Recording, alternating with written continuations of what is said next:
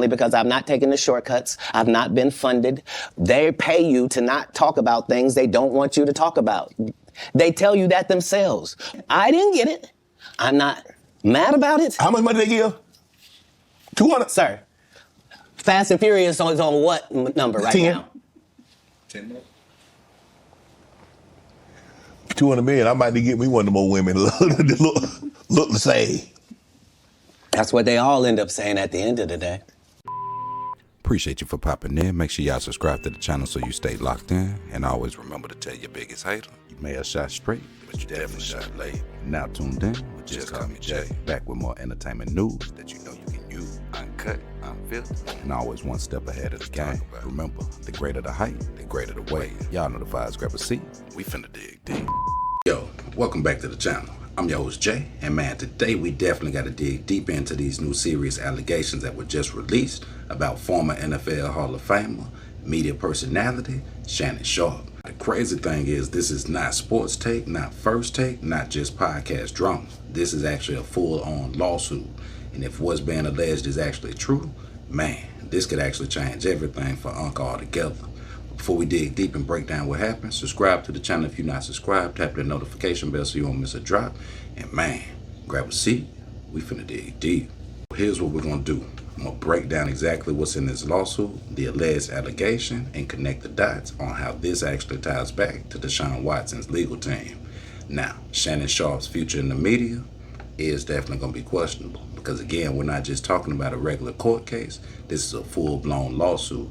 Civil situation, text messages, recorded conversations, and an alleged serious allegation that equals out to a $50 million demand.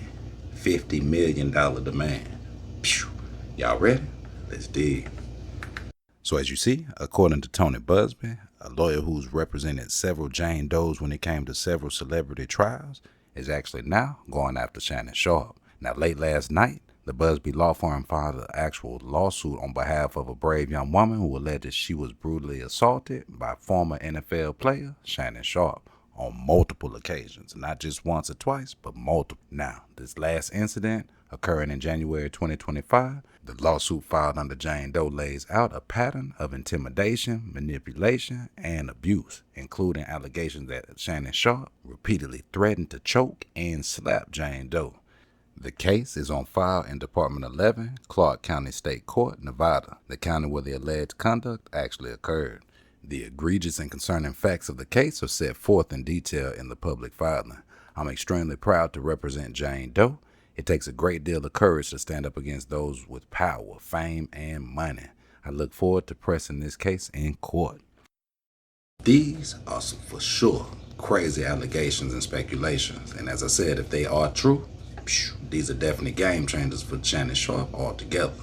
Now, imagine this, being at the height of your career, doing one of the biggest interviews on all social media platforms with the Cat Williams thing, getting you warned on how the industry does, and now, here you are, 56 years of age, former NFL Hall of Famer, just going through what?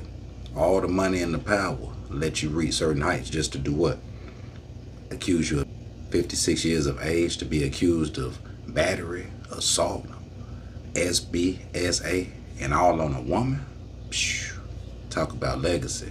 But it doesn't stop there. It actually gets worse. Let's dig. Now, when it comes to verbiage, wordplay, and going after celebrities, we've seen, even from the Diddy situation, from the Jay-Z situation, that Tony Busby plays no games and he's very strategic when he uses his words and on how he uses his words. As you see here, he actually led with this. A woman can say yes to consensual relations with a man 99 times. But when she says no, even once, that no means no. Now, defendant Shannon Sharpe, a man who is accustomed to getting what he wants, completely fails to understand the basic concept. Man, can somebody type body blow in the comments? Type body blow for me. Now, after many months of manipulating and controlling plaintiff, a woman more than 30 years younger than he, and reportedly threatened to brutally choke and violently slap her, Sharpe refused to accept the answer no, and allegedly assaulted the plaintiff. Now, despite her sobbing and repeated screams of no, Busby actually alleges that Shannon Sharpe not only used his social influence, money, but he also used his power and stature to actually take what he wanted. Let that sink in. Now, if there's any substance to this actual alleged lawsuit, This is definitely not looking good. Now, in my personal opinion, I do feel like we're in the times where everybody's trying to go after everybody just to get paid. So is this one of those situations where Busby has a new Jane Doe that's going after another high-profile name just to try to collect a check? Or is there some actual truth within these allegations? Now, in my personal opinion, I was actually sitting up and I was reading through this and kind of trying to decipher, because I don't know whether it's real or not. But this is what actually made me look at it kind of sideways. You meet a person at a gym, a restaurant, wherever you meet them, Walmart, whatever. You meet a person, and the first thing that you do is have them sign an NDA. Now, this NDA is actually what made me question, man, maybe there is some truth being told within these allegations. Let's dig. Now, according to the complaint, it said that Shannon Sharpe met Jane Doe at the gym, where he approached her and attempted to contact her frequently with phone calls and text messages asking to meet up, unwilling to take no for an answer. And eventually, the plaintiff gave in and agreed to meet with Sharpe outside of the gym. However, before doing so, Sharpe demanded that Doe sign a non-disclosure agreement, also known as an NDA, something plaintiff found a bit concerning. Definitely should have been a red flag, especially if you're just meeting a person, in my personal opinion. Now, it said that she wondered why Sharpe was so insistent of her signing the NDA.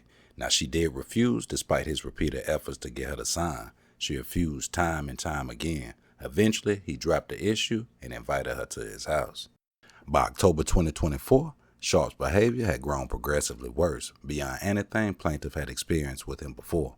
At this point, he was insisting upon recording their activities, sometimes without her knowledge. Sharpe was also sharing the videos with others without her permission or knowledge.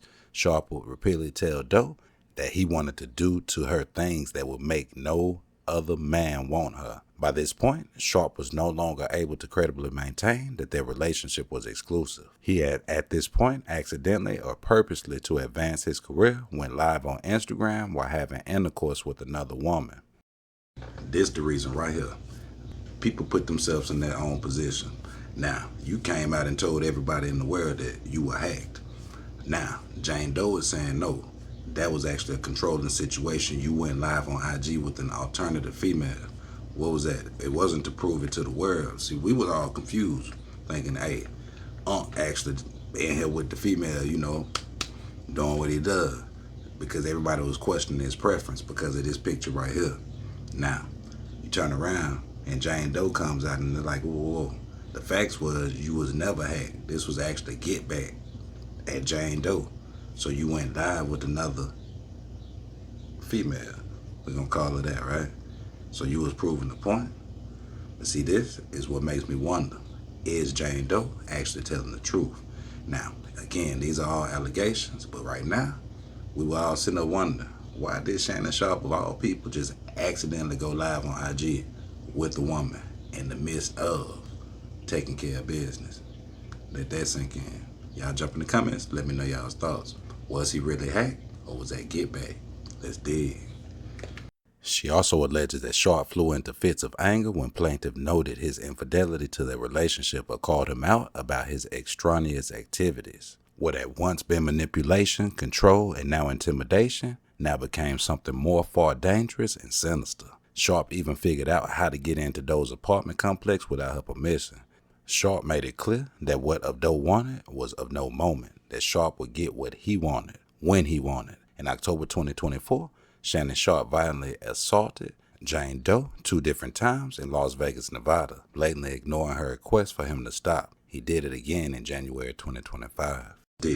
Now, the crazy thing about this whole situation is that both of these individuals, even though clearly they are separated not on the best of terms, they both have what? Their own versions of these related events. Now, to be fair, he is going to have the tech support, just like I'm assuming that she's already presented text evidence, recorded phone calls, voicemails, threats, anything that can actually support her theory and narrative on how Shannon Sharpe actually moved. But let's be fair. He does have the actual right to defend himself with these actual allegations. Now, he has actually came out and actually refuted any of these allegations, saying that they're not true, just a money grab, public humiliation. But will the text and the evidence that's actually coming forth actually show anything different? Now, we get it. Money and power will make you do something. But But there was a moment in this whole Cat Williams interview that Shannon had that really kind of made me question his actual beliefs. Did Cat know that money would actually make him fall over, or was it actual his sexual beliefs? Let's dig. Like, it's important in the checks and balances of the universe that liars not get to make complete narratives for themselves. Are you not afraid about being blackballed again? These are some power people. What do you mean again?